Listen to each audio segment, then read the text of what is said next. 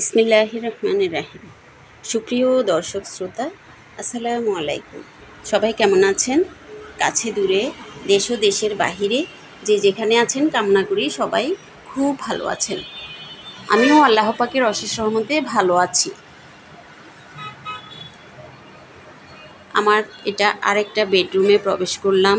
বেডরুমটা কিভাবে আজকে গুছালাম সেটাই আপনাদের সাথে শেয়ার করছি। এটা হচ্ছে বেডরুমের পশ্চিম দিকের একটা জানালা। এই জানালায় এই কালারের, নীল কালারের এই পর্দাগুলো দিয়েছি, এগুলো আগের ছিল। আর প্রথমে ঢুকতে যে পর্দাটা দেখিয়েছি এটা হচ্ছে নতুন আনা হয়েছে। এই যে দরজার এখানে একটা হ্যাঙ্গিং দিয়েছি সেঞ্চুরি পাতার। এগুলো সবই আগের ছিল, নতুন করে কিছুই এখনো পর্যন্ত করিনি। আচ্ছা, আমি শুধু খাটটা কিভাবে অর্গানাইজ করলাম সেটাই আপনাদের সাথে শেয়ার করছি। পশ্চিম পাশে ওই জানালাটা এই রুমের, আর এ পাশে উত্তর পাশে এই জানালাটা এই রুমের বেডশিটের সাথে আর কি সেম করে আপনার পর্দাগুলো লাগিয়েছি। বেডশিট যে কালারের, পর্দাও একই কালারের ম্যাচিং করে। যে বেডশিটটা এভাবে অর্গানাইজ করলাম। এই বেডশিট এবং দুটো বালিশের কাভার হচ্ছে আড়ং থেকে নেওয়া। এগুলো প্রায় কয়েক বছর আগের, বেশি একটা ইউজ করা হয়নি। আমি একবার সম্ভবত ইউজ করেছিলাম গেস্ট আসা উপলক্ষে। এখন নামিয়ে ফেলেছি, এগুলো সব সময় ইউজ করে ফেলবো, ঘরে আর বেশি দিন রাখবো না। কাপড় চোপড়, এই যে এটা হচ্ছে একটু মোটা কাপড়ের, তোয়ালের মতো কাপড়, এর উপরে কাজ করা। এজন্য আমি একটু মোটা দেখে সাদা সেজন্য আমি ইউজ করিনি আর কি, কম করেছি। এটা উঠিয়ে রাখতাম, মেহমান আসলে ইউজ করতাম। একবার মনে হয় করা হয়েছে। তো এটা এখন এভাবে এই রুমের খাটে বিছিয়ে দিলাম।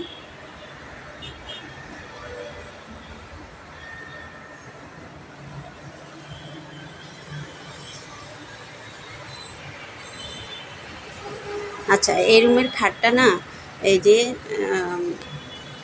এপাশে রেখেছি, পিছনে খাটের পিছনেও জায়গা আছে। আবার এপাশে দুই ভাই বোনের দুটো টেবিল দিয়ে আর একটা ড্রেসিং টেবিল, শুধু এই জিনিসগুলোই এখানে রাখা হয়েছে আপাতত। খাটটা কিভাবে করলে, এপাশে তো আপনাদের মেন রোড, এখানে আমার ঘর থেকেই দেখেন ঢাকা চট্টগ্রাম মহাসড়ক যেটা, এটা দেখা যায়। এখন অবশ্য রোডে জ্যাম নেই। আপনাদের জন্য একটু সড়কটা ক্যাপচার করে নিলাম। বারান্দায় বেরোতে হয়নি, আমি ঘর থেকেই ভিডিওটা করেছি। এই যে এভাবে হচ্ছে দেখা যায় আর কি। আর বারান্দাটা এখানে কিছু গাছ লাগিয়েছি। এপাশে তেমন একটা আমার আশাও হয় না, নেই এগুলা, গাছগুলা দেখাশোনা করে। তো গাছ এখনও ছোট, নতুন করে লাগানো হয়েছে।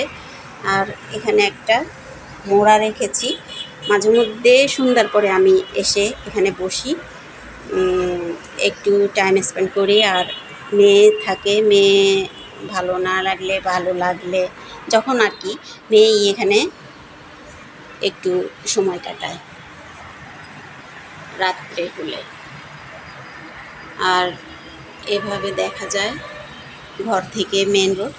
আর এই রুমটা আমি খাটটা উত্তর পাশে করে রেখেছি, যেহেতু গাড়ি ঘোড়ার শব্দ হলে পড়ার জন্য একটু ক্ষতি হবে। প্রথমে খাটটাই এই টেবিলগুলো এখানে রেখেছিলাম, এই যে এই সাইডে রেখেছিলাম।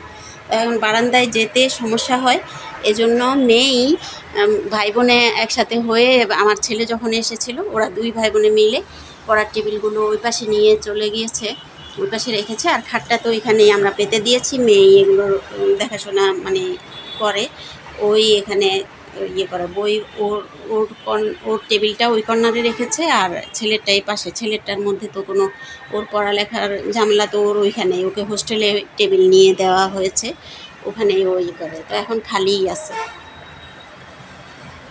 তবে পুরো রুম কিন্তু এখনও আমি অর্গানাইজ করিনি কিছুই, শুধু বেডশিট আর বেডটা আপনাদের সাথে শেয়ার করলাম, আমার বেডশিটটা আর বেডটা আর কি। এভাবেই আমি সাজিয়েছি নীল কালারের দিয়ে, নীল আকাশি সাদা মেলানো। আমার এই বেডটা, এই বেডরুমের বেড সাজানো আর পাতা কীরকম হয়েছে আপনারা সবাই কমেন্টের মাধ্যমে জানাবেন। আমার ভিডিওতে লাইক কমেন্ট শেয়ার করবেন, নতুন বন্ধু হলে সাবস্ক্রাইব করবেন। সবাই ভালো থাকবেন, আমাদের জন্য দোয়া করবেন। আল্লাহ হাফেজ।